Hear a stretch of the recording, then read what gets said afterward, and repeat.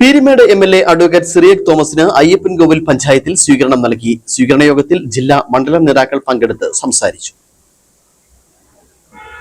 പീരുമേട് നിയോജക മണ്ഡലത്തിൽ നിന്നും ചരിത്ര ഭൂരിപക്ഷം നേടി വിജയിച്ച അഡ്വക്കേറ്റ് സിറിയക് തോമസ് എം.എൽ.എ. അയ്യപ്പൻകോവിൽ പഞ്ചായത്തിൽ നന്ദി പര്യടനം നടത്തി. വിവിധ സ്വീകരണ യോഗങ്ങളിലെത്തി എം.എൽ.എക്ക് ഗംഭീര സ്വീകരണമാണ് ലഭിച്ചത്. സ്വീകരണത്തിന് സിറിയക് തോമസ് എം.എൽ.എ. വോട്ടർമാരോട് നന്ദിയും അർപ്പിച്ചു.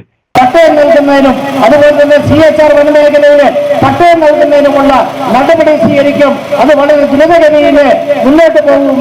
അതുപോലെ തന്നെ ഇവിടെ നിർമ്മാണ നിരോധനം ഏർപ്പെടുത്തിയ മേഖലകളിലെ ക്രമവൽക്കരണം അത് നിരുപാധികം കൊടുക്കുമെന്ന് നമ്മുടെ സർക്കാർ പറഞ്ഞിട്ടുണ്ട്. യാതൊരു ഫീസും എടുക്കാതെ, ഒരു ഫീസും മേടിക്കാതെ പാവപ്പെട്ടവനെ രക്ഷകരായിട്ട് ഈ സർക്കാർ വരുന്ന കാഴ്ചയാണ് നമ്മൾ കാണുന്നത്. സുഹൃത്തുക്കളെ, ചപ്പാത്തിൽ നിന്നും നമ്മൾ സംസാരിക്കുമ്പോൾ അയ്യപ്പൻകോവിലെ മേഖലയിലെ മേഖലയിൽ പട്ടയം കൊടുക്കേണ്ട പ്രശ്നങ്ങൾ നിലനിൽക്കുന്നു. കഴിഞ്ഞ സർക്കാർ കബളിപ്പിച്ച കാര്യങ്ങളാണ്. ഇവിടെ നമ്മള് പുഴ ഇറമ്പില് കെട്ടിടങ്ങളെ ഒഴിപ്പിക്കുമെന്നുള്ള പ്രഖ്യാപനമൊക്കെയാണ് ചില ആളുകൾ കടന്നു വന്നിട്ടുണ്ട്. സുഹൃത്തുക്കളെ, നമുക്കറിയാം 2022 അന്നത്തെ സർക്കാരാണ് തീരുമാനമെടുത്തത്.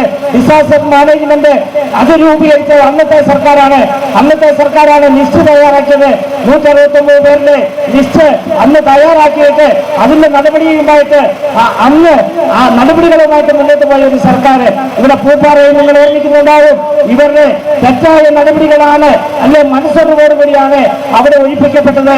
സുഹൃത്തുക്കളെ, ഇവിടെ ഈ പ്രശ്നങ്ങളെ ഉയർന്നു വന്നപ്പോഴേ ഐക്യജനാധിപത്യമുന്നണിയും അതുപോലെ തന്നെ കോൺഗ്രസ് പാർട്ടിയും ഇവിടുത്തെ വ്യാപാരി സംഘടനകളും ഒക്കെ അതിനകത്ത് ഇടപെട്ടുകൊണ്ട് അവരുടെ ആശങ്ക അറിയിക്കുകയും അത് കേരളത്തിന്റെ മുഖ്യമന്ത്രിയെയും അതുപോലെ തന്നെ ബഹുമാന്യനായ റവന്യൂ വകുപ്പ് മന്ത്രിയെയും നമ്മൾ അറിയിച്ചിട്ടുള്ളതാണ്. സ്വീകരണ യോഗത്തിൽ മണ്ഡലം പ്രസിഡന്റ് അഡ്വക്കേറ്റ് ജെയിംസ് കാപ്പൻ അധ്യക്ഷത വഹിച്ചു. നേതാക്കളായ എൻ തമ്പി, വിജയമ്മ ജോസഫ്, ജോസഫ് കുര്യൻ, മാരിൽ രാജേന്ദ്രൻ, സുലോചന ചന്ദ്രൻ, ലത സുരേഷ്, ജാൻസി ചെറിയാൻ, രാജു ചെമ്പംകുളം തുടങ്ങിയവർ സംസാരിച്ചു. Idukki vision news, Upputhara.